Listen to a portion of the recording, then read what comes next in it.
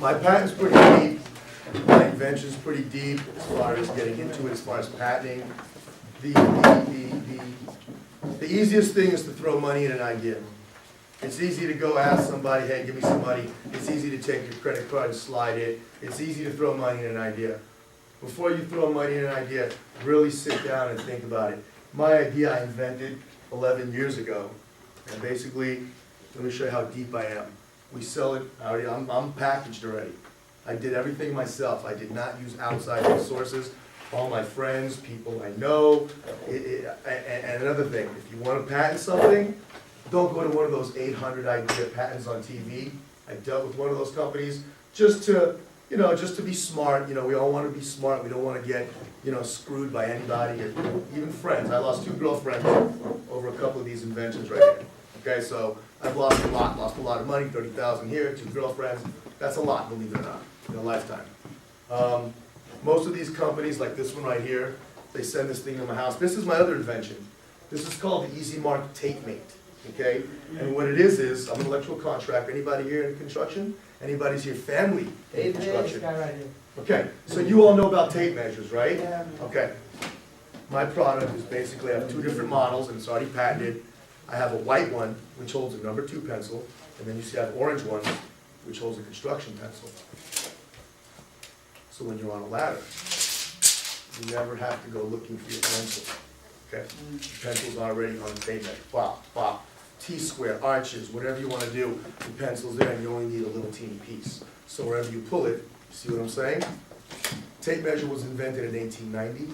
The tape measure pencil holder was invented in 1891.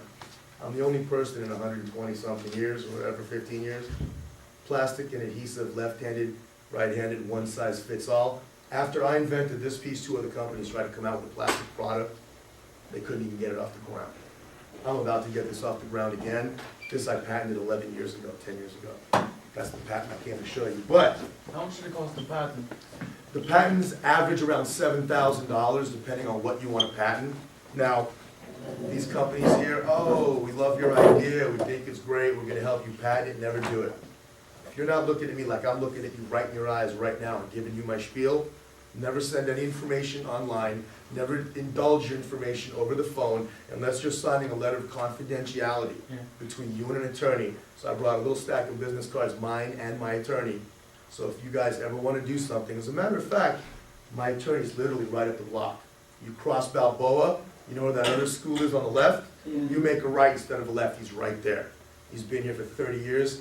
His wife, his son, they'll treat you with respect, coffee and tea, letter of confidentiality. That's how you do business. You look into a man's eyes. You don't do anything over the internet. You need to know who you're giving your money to and what you're signing away. That's one. But as far as inventing, don't just throw money at an idea. Anybody can do that. It's the difference between buying a $500 used Hyundai or getting that Cadillac that you really want. I messed up with my idea. My idea originally 11 years ago with an aluminum unit. You see that? It's metal. And it's very heavy. You can pass that around, show that. It's expensive to do that. And you see that black thing? It was going to be a projectile unit. It was going to actually, exactly, he's looking at me like, what? It was going to shoot at a car window, and it was going to explode a car window so you can apprehend a suspect. Okay? But then years later, as I matured, the invention got better, broke up with the girl, whatever. Shooting a projectile is dangerous. What if it hits the police officer in the eye? Now I'm liable for something. So, what is it? You know what? I really can't. Don't just say, oh, safety factor, liability factor. Right. You know, Einstein, you've heard of Einstein, right? Have you ever heard of another scientist? I believe it was Robert Moss. He invented and created the relativity of hardness. Ceramic, glass, metal, wood, plastic, and so forth. Does that sound kind of familiar to you? You can look all this information up online. Does anybody know what breaks a car window easier than anything in the world? Diamond. Sharp point. I used to box. I've tried to break a window. Doesn't feel good, okay? If you get a 1970-something car, yeah, you might break the window. These new cars are designed not to break. They're tempered a certain way. They have a certain curve in them.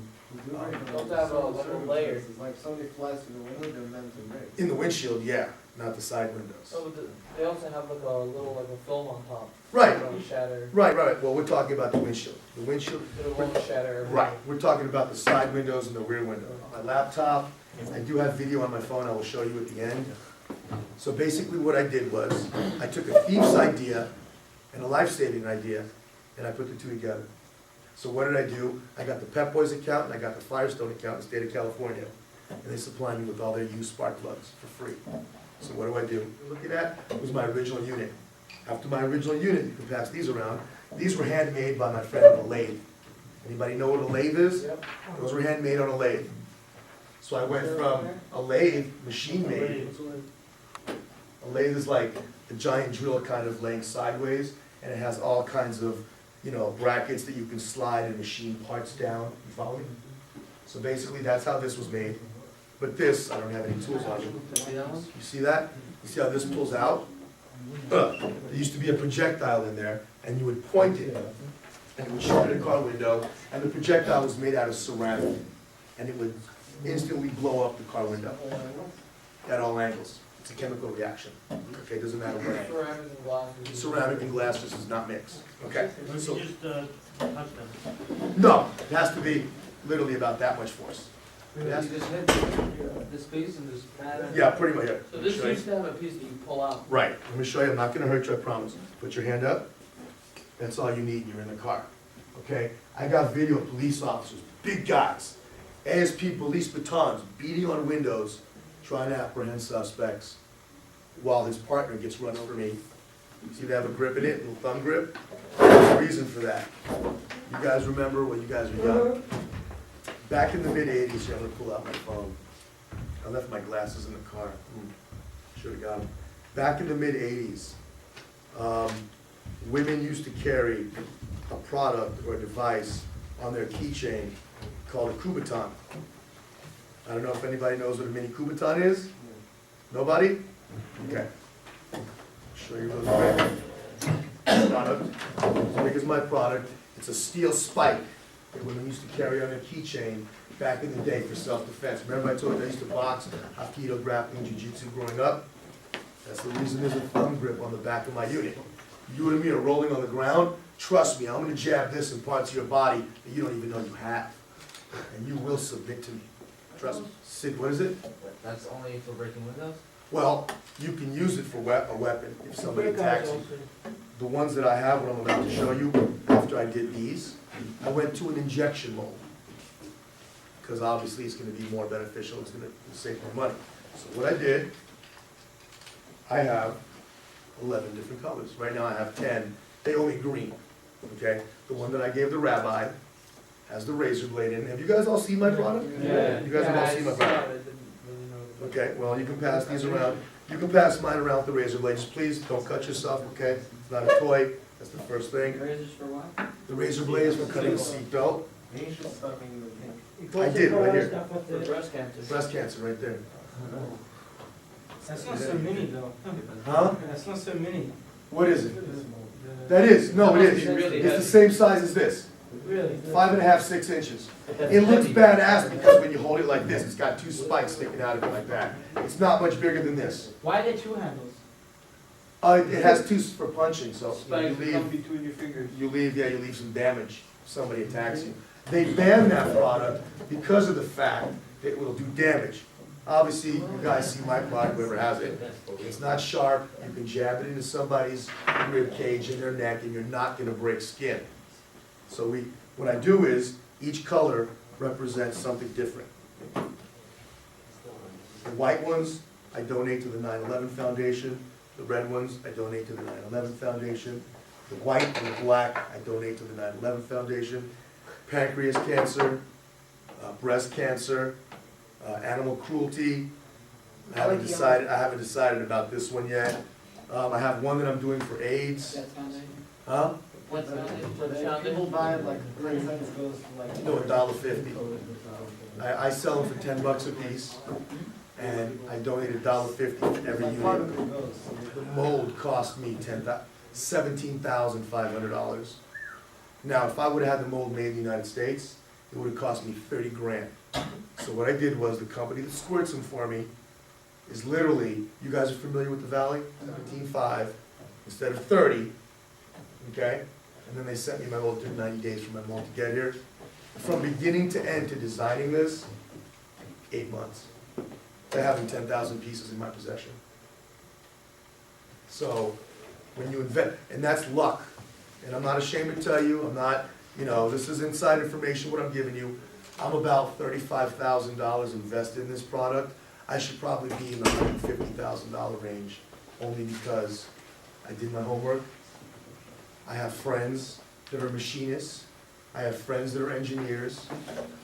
I did my shopping. I didn't just open up the phone book and say, okay, I'm gonna use this guy. I made sure I was capable of handling my tasks. The most important thing of this whole invention was to secure Firestone and PEP. My product is completely green. The plastic itself is completely green and recycled polypropylene. The spark plug is used. Anybody know anything about recycling? You can well, go green, yeah. The entire car, no, totally, the entire car is recyclable, the entire car, okay? The only thing that's not recycled, I'm talking the fluid in the car, the oil, the rubber in the tires, the metal in the rubber, the leather interior, the headliner, the glass. The only thing that's not recyclable is the spark plug. Spark plugs end up in the landfill underground nationwide, period end. So basically right now, I am pioneering the only product, the only company in the world that actually pulls a spark plug apart, recycles the metal, and uses the ceramic tip to save a life. That's my selling spiel, by the way. So as you're inventing, always remember little things about your product that'll help you market it, that'll help you sell it. Like I said, money, my attorney will tell you, yeah, let me patent it. Who is my attorney to tell you that your invention is nothing? He's gonna patent it. Any attorney wants to make money. That's not his job to tell you your idea is caca. You understand me? That's not his job. It's your job to understand reality, and everybody else to be honest around you. You know what I mean? He wants to make money, you want to become rich, so he's not gonna stand in your way and tell you, no, that's not a good idea. So you really need to be serious about what you're doing. Metal is the tip of the spark plug. No, You don't need no, the metal, you need right, the. the ceramics right behind you. That's it right there. That's it right there. Now, what's the black? The black is just something, the attorney, you don't have to pay the attorney anything until you're ready to start patenting your idea. What you need to do is Just when you're ready to start passing, you go give the attorney $1,750. No. And that starts your 12-month preparation. Now you have 12 months to prepare your patent. Basically, this is how it works. This is my idea. Come up to my attorney. I pay him $1,750 for a provisional. You know what a provisional is? Provisional protects you for 12 months while you're designing your idea, while you're perfecting your idea. This protects you. At the same time, you can try to market it. You can try to sell your idea. You're protected for 12 months while you're perfecting it. Like, let's say it doesn't work right, but you're protected right now. You paid your dues, your attorney filled out the application, the government has, you have a docket number, you're protected for 12 months. If you decide not to pursue it in 12 months, it gets dropped, that's it, it's done. But if you do pursue it, you gotta come up with at least, between $5,000 and $7,000. I have several products patented with my attorney. He gives me a break, instead of $7,000, he charges me $5,000. You know what I mean? The whole group of you guys go in there, trust me, they'll give you a discount. Sorry, what? I don't know if you know this, but in Israel, in every bus, they have like a little red. Yes. There and you go, you Right. just talking in the whole window. Right, you have to, like that, right? You have to like backhand it, right? You just take it, you give it a little knock. It's like this- Right, it's red. Yeah. Is it also a flare?